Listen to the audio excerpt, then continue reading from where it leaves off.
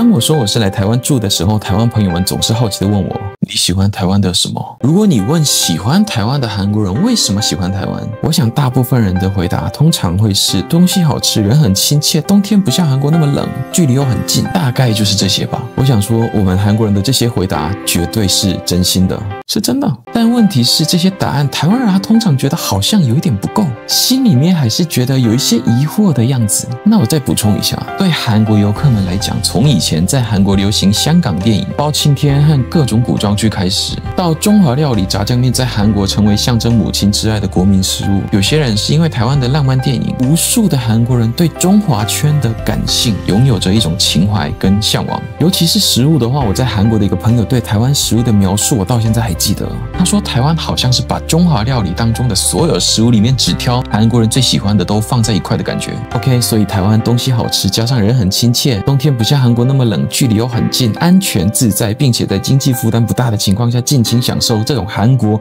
所沒有的感性之首選之地，這是台灣擁有的巨大魅力。那麼來台灣旅遊的韓國人最終還是會回到韓國嘛？所以只要把台灣當作是一個美好的回憶就足夠了。但如果是要在台灣生活呢？對所有韓國人來說，最舒服的地方終究還是韓國吧。在韓國生活根本就不需要擔心什麼簽證，也沒有語言的障礙，交通也很方便，韓國的健保也很完善，娛樂跟美食啊也是應有盡有。那麼是台灣的什麼讓我們覺得是個最大的魅力呢？當我問那些在台灣生活了相當一段時間的韓國朋友的時候，得到的答案跟其他遊客們確實有些不一樣。在台灣生活的我們的共同的回答是，跟台灣人相處起來很舒服。那這個舒服是什麼？可能每個人的感受都有一些不一樣，但我還是想要根據這個舒服感分享一下我個人的見解。這是我一直以來的感受，在我眼裡面，台灣人真的是樂觀到了一種甚至有點過度的地步，我真的覺得超神奇。韓國人說好聽一點是感情表達非常非常的坦率，每個人的生活中都會有壓力嘛。在韓國的話，辛苦就會說辛苦，傷心就會說傷心，不爽就會說哇北宋啊。在韓國跟朋友們聚餐的話呢，聊天的核心內容往往都會是關於自己正面臨的壓力，像這樣把沉重的話題輕鬆的拋出來，並且互相給予鼓勵跟安慰，算是韓國人特有的一種表達親密感的方式。但是在台灣遇到許多人的過程當中，我發現在台灣人身上看不到悲傷。每個人在人生當中一定都有辛苦難過的事情嘛，但是台灣人展現出的那種樂觀積極的態度，真的總是到了一個令人驚訝的那種地步。所以我花了更長的時間去觀察，一直在觀察說這究竟是不是為了管理形象啊裝出來的啊？那我現在得出來的結論是，真的不是那樣。因為台灣人好像根本就沒有在管那些，所以跟台灣人相處的時候，連我也會跟着不去想那些壓力。例如，當我試圖跟非常親近的台灣的朋友，跟他們聊一些人生的壓力這種比較深入的話題的時候，他們往往會這樣說：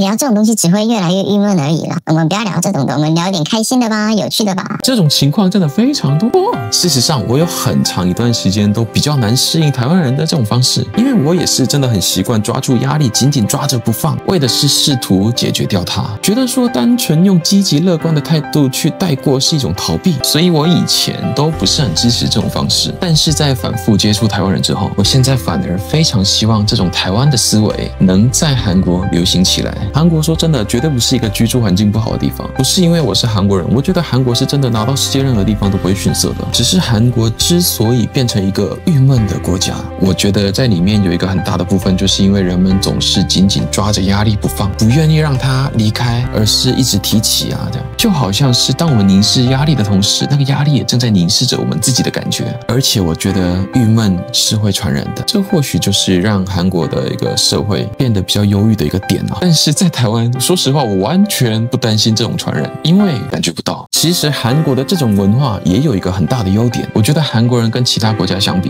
一般很擅長給予那種情緒價值，還有察言觀色跟共情部分，整體上我覺得都蠻不錯的。所以大家假如在韓國生活，或者是跟韓國朋友們喝酒聚餐的時候，也可能會遇到像我說的這樣關於人生壓力的話題突然跑出來。當然，你們完全沒有必要先主動開啟這樣的話題了。但是如果假如對方先提起了，而你也想配合對方的話，可以嘗試看看深入的交流，並且分享一下自己生活中的一些壓力，可以互相鼓勵啊，給安慰啊。這樣的一個交流，我想這會對了解韓國人的文化會很有幫助。畢竟對方先開啟那樣的話題的話，表示說他很信任你。此外，雖然台灣人的這種交流文化在台灣人之間，我想絕對沒有什麼問題，但是韓國人跟台灣人之間交流的時候，有時候韓國人可能會覺得，無法進入深層的對話，就這樣產生一點點距離感也說不定。我覺得這就是一個很大的文化不同了。可是我們在生活當中，其實根本就沒有必要跟所有人進行那樣的深入的對話嘛。所以整體來說，我覺得跟台灣人一直都能夠維持非常愉悅的關係。我所感受到的台灣人